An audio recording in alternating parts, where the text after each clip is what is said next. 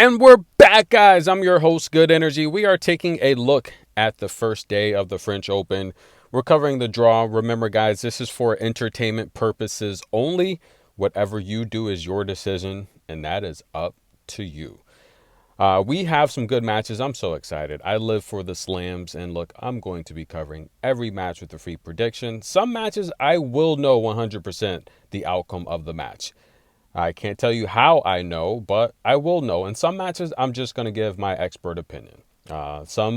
In particular, this video, I'm not interested in any of these matches. I'm just going to put that out there right now. But I do appreciate the Chinese subscriber. Beautiful words. Wong righty, Wong lefty. Yes, that's a good way to differentiate between the two. And look, they're both junior slam champions, but I will have to say, my personal opinion, I think Wong Lefty is a beautiful person. I posted the picture she took. I posted the picture she let me take. She's an amazing person. She's a she's a good player as well, but I think she's just a good person. She seems very classy, very open to the fans.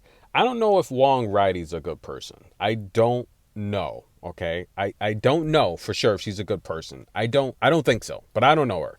But nonetheless, guys, and again, I thank you guys that come here with, the beautiful feedback in the comments. So Shu Wong's taking on Jula Niemeyer. I said that right? Jula Niemeyer. Listen, we don't pronounce her name like that in the Western portion of the world. And, brings up a discussion that, I go into time and time again. Because every now and then we get English professors, they come in. And of course, it's from their region and, they'll correct people. And I question if these people actually watch tennis. Because if you watch tennis, the different announcers, especially the chair umpires, they pronounce these players' names based on their region and a lot of times the location they're playing in. And when you try to call someone out on their way of speaking language, that is disrespectful in itself because no one owns letters and words. So when you're telling a particular region or demographic how to say something, that's rooted in, that word, right? Because if you study linguistics, pronunciations didn't really get popular until print media. Communication is all about understanding what the person is saying to you or what you're saying to them.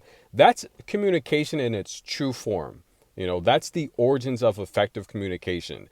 Imagine going to, and this is why it's rooted in what, because imagine invading a country or going to a foreign land and instilling your way of doing things upon them. It's rooted in what, and that's not how the world has ever operated. When print and media and the Western ideas came about, it really tried to assert their dominance globally. And we all know words, letters, vowels, meanings, they have different lives depending on where you are in the world. And this is why if you watch tennis, you know this. Now we do hear players, and I think these are immature players, because we all know language now. It's all about what you want. You can take the name, you could spell it the same way, no matter. And if you travel different parts of the world, that same name is going to have a different pronunciation. Especially with the young parents nowadays, they are making up names or doing whatever they want because it's about expression. It's about communication. It's about getting through to the other person what you want to get through. And when you understand someone, a lot of times you can tell like if someone's a narcissist because then they'll if you understand someone effectively when they're communicating with you and you try to instill your way of thinking on them, that in itself is not proper. And that is something that you can tell someone's true intelligence, because if you really study history, a lot of this stuff didn't become popular until recent, just like classes and demographics and categorizing people. This is not how the world operated for many, many centuries and decades and years. And now we live in a time where people, they just don't understand these things. Like take a look at the Western world. Our metric system is completely different from the rest. We drive on the opposite side of the road. We do things differently. Like take a look at someone like Kunwen Jung. We pronounce that as Zeng, that's how we pronounce that, you know? And it's not that it's wrong or right. It's just culturally, words and letters have different meanings and stuff. And it's not that, you know, when you're speaking to your fan base and your market that they're used to pronouncing it one way, sometimes it's catering to your fans and stuff like that. But I will try my best to say the player's name how they want it, but sometimes you got to understand it might not come out that way, and it's not a disrespectful thing, and it's not even that I don't want to say it or don't know it. You got to understand is when you say things a certain way, when you're looking at the name, it's preconditioned. And that's like reading a book. When you see a word that you've always known and pronounce it a certain way, it's just going to come out like that sometimes. Now, let's take a look at this matchup here, guys. Look, you got to love these little intros and these rants. It's good, guys. And I don't know if Wong Righty is, I don't know if she's a people's person. I just don't know, guys. Look, now she's taking on Jula Niemeyer from Germany. I think Jula's going to come out and win the first set, guys. So that's going to be the pick here. Now, I think Wong... Now, Jula had her come out party a couple years ago, right? We thought that was it. She arrived, but she struggled. She had back-to-back 41 seasons, 21 to 22. She did her thing at Wimbledon and the French Open. Too bad she didn't get her points because she kind of got stuck in a spiral there at Wimbledon, which she did very good. 18 and 30 last year. Abhorrent, ladies and gentlemen. But she's 12 and 7 on clay this year. And listen, guys, she made it into the qualifier. She beat Little Moneyline Lauren Davis. Yes, she beat Delma Galfi, by the way, who made it anyway into the draw. Now, Wong she's playing decent tennis. She's won 6 of her last 10, wins over Anna Kalinskaya, Yu Yan, right? Victoria Tomova. Pretty good win, Kudermetova. But listen, guys, this is a matchup here where, and I told you she'd beat Kudermetova, which she did recently lose to Keys in Strasbourg. Very tough competition. I think Jula's got the form. I'm going to take her to win the first set. If Wong's going to win this match, Wong will have to win this match in 3. So that's the pick there. And look, I think Wong is a good player. She's 3 and 3 on clay, back-to-back 30-win seasons. I do like her power. I like her backhand. I think her range is getting better. I think she's a solid player. And much like Barbora Krejcikova, she said she doesn't want to be known as a doubles player. So I think she's getting better. I do think she should beat Jula, but the problem here is she's used to the courts. She's got a routine, and that's going to be tough. So I like Jula to win the first set. That's the pick. Katie Volynets. I'm going to start calling Katie Moneyline Volynets because she's got ice veins. Well, okay, her nickname's Ice Veins. Katie Ice Veins Volynets. Alexandra Krunik. She's been struggling, guys, but I do like Alexandra. Alexandra is, I don't like Katie being this high of a favorite. That scares me, because she's playing the better clay player. Krunik's got nearly 200 wins on clay. I've always known Krunik to be a good clay player. I mean, she's had some 20-win clay seasons. Katie Volynets, yes, we do have clay in the States, but that gray clay at Charleston, Coco Gauff said it best, that is not clay. I don't know what that is. And Coco she hasn't played Charleston in a couple years. I don't even think she wants to. Coco said that's not clay. Coco likes the red stuff. She likes the dirt. And I've been on the courts in Charleston. I've been on the red clay. The red clay, you can slide around on it. That stuff in Charleston, it's like rocks. It's like you're running. You ever, walked on an unpaved walkway? It's like that. You're like sliding on rocks. It's horrible. I like the red clay. You can actually slide and move. I do think Krunik's the better clay player. I don't like seeing a line like this. It actually scares me.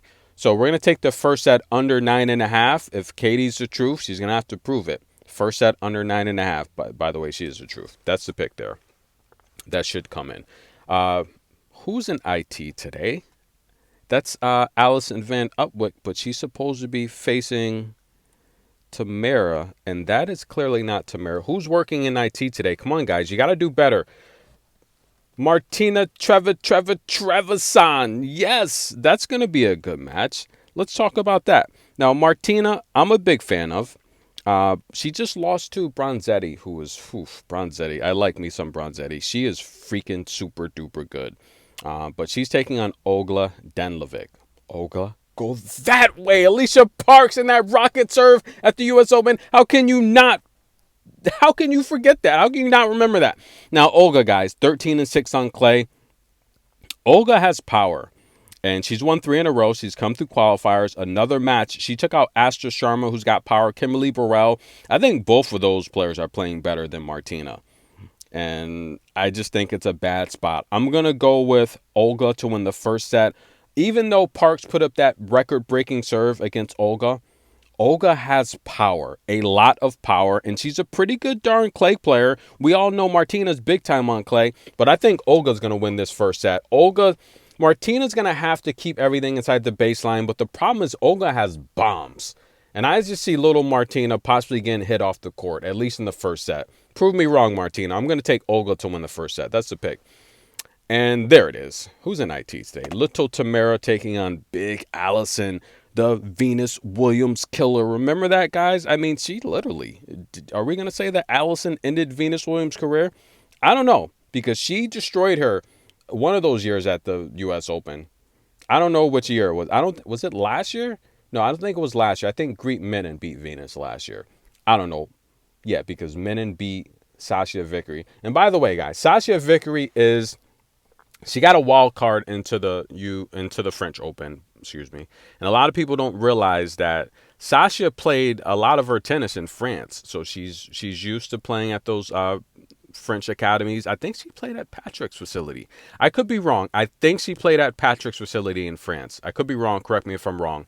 But Sasha Vickery, guys, France is like a second home from her. She went there at a young age, got her career jump started. So the France officials, they're familiar with her name because she had a pretty good junior career.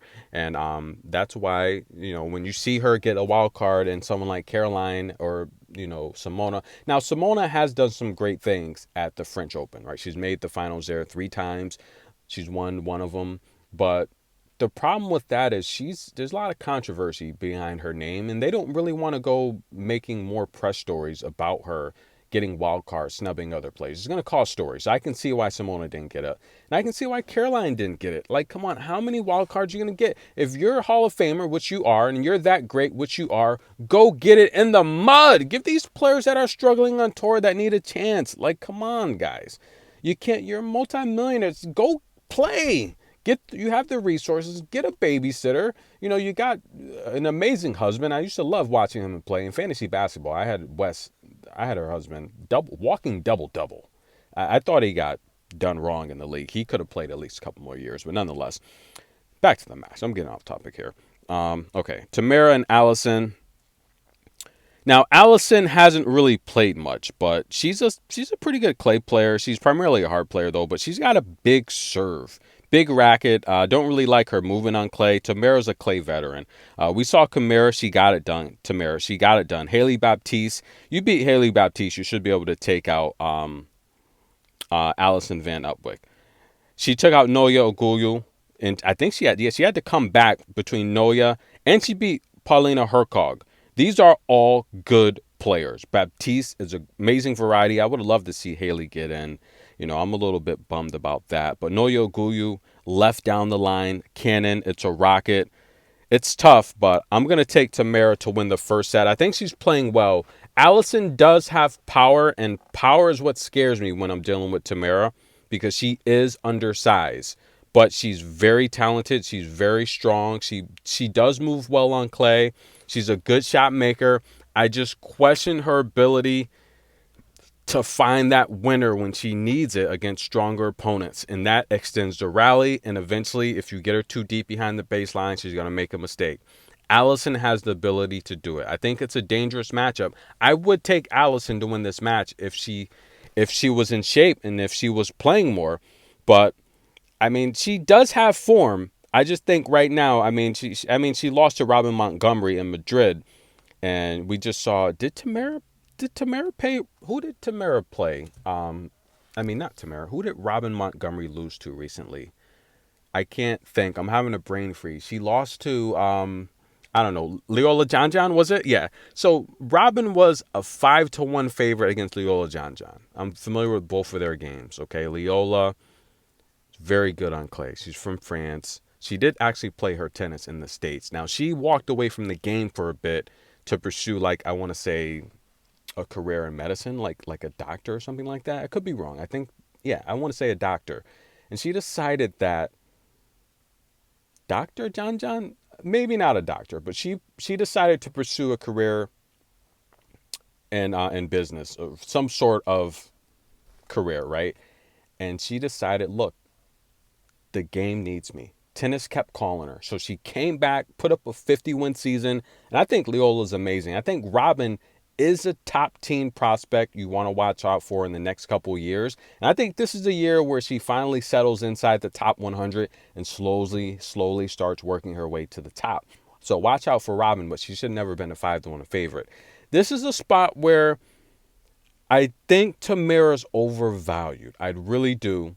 But I think she should have enough to win the first set off of Allison. Even though Allison's 7-3 on clay this year, I don't think she has the form of Tamara, who's come through qualifiers. She's played tough competition, young, tough movers that move well.